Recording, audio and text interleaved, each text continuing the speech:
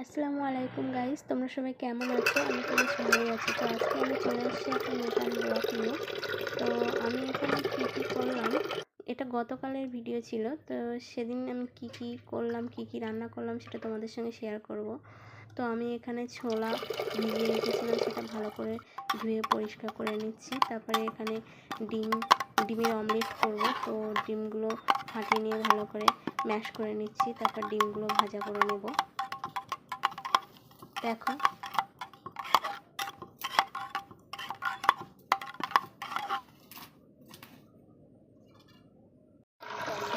এদিকে আমি কচু দিয়ে আলুর তরকারি একটা বানাবো। তো সেগুলো আমি ভালো করে কেটে পরিষ্কার করে ধুয়ে নেব। দেখো ভালোভাবে ধুয়ে নিচ্ছি সুন্দর করে।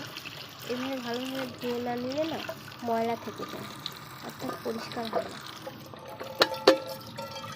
এভাবে আমি আবার পরিষ্কার করে পানি চেঞ্জ করে পরিষ্কার করব আর হাত দিয়ে নাড়াচাড়া করে নেব।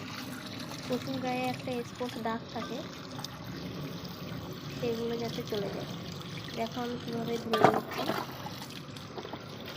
কচুগুলো আমার ভালোভাবে ধোয়া হয়ে গেছে। এদিকে আমি চুলাইতে ভাত চড়িয়ে দিয়েছিলাম, ভাতগুলো ফুটে এসছে, বলক চলে এসছে। এদিকে আমি ডিম আলু রান্না করব। এদিকে আমি চাটুতে সরিষার তেল দিয়ে, তেল গরম হয়ে গেলে আমি ডিমগুলো যে ফাটিয়ে রেখেছিলাম সেটা আমি ভালো করে ভেজে নেব। দেখো আমি ডিমের অমলেট করে আমি ডিম তরকারিটা করব।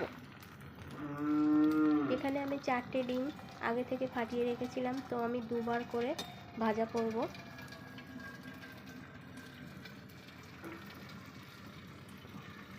প্রায় ডিম ভাজা আমার সবগুলোই কমপ্লিট হয়ে গেছে দুবার করে। তো আমি পিস পিস করে ছোট ছোট করে কেটে নেব। দেখো আমি একটা পাত্রে তুলে নিচ্ছি। পাত্রে তোলা হয়ে গেছে সবগুলো। এদিকে আমি আলুতে ঝোল দিয়ে ভালোভাবে ফুটিয়ে নেব সুন্দর করে। তৈরি হয়ে গেল আমার ডিম আলুর ঝোল, ভাজা ডিম আলুর ঝোল। এদিকে আমি কচুর তরকারি বসাবো। তো আমি কচু তরকারির জন্য আমি মাটির উনানে হাঁড়ি বসিয়ে সরিষার তেল দিয়ে পেঁয়াজ লাল লাল করে ভাজা করে আমি কচুগুলো চড়িয়ে দেব। দেখো আমি একটু জল দিয়ে দিয়েছি, দিয়ে ভালোভাবে কষিয়ে নেব। এইভাবে 3-4 বার আমি ভালোভাবে কষিয়ে নেব। তারপরে আমি ছোলাগুলো সিদ্ধ করে নেব। ওদিকে আমি ছোলা সিদ্ধ করে দিয়েছি। আমার প্রায় সব রান্না কমপ্লিট। যা কিছু রান্নার পরে কিছু থালা বাসন অপরিষ্কার থেকে যায়, সেগুলো ভালোভাবে পরিষ্কার করে নিয়ে ভালোভাবে ধুয়ে নেব। দেখো আমি ধুয়ে নিচ্ছি প্রত্যেকটা থালাবাটি। এভাবেই কাজগুলো কমপ্লিট করি আমি সারাদিন। তো ভিডিওটা ভালো লাগলে সাবস্ক্রাইব করো, লাইক করো, কমেন্ট করো, শেয়ার করো। আর ফেসবুক থেকে দেখলে ফলো করো প্লিজ, পাশে থেকে সবাই।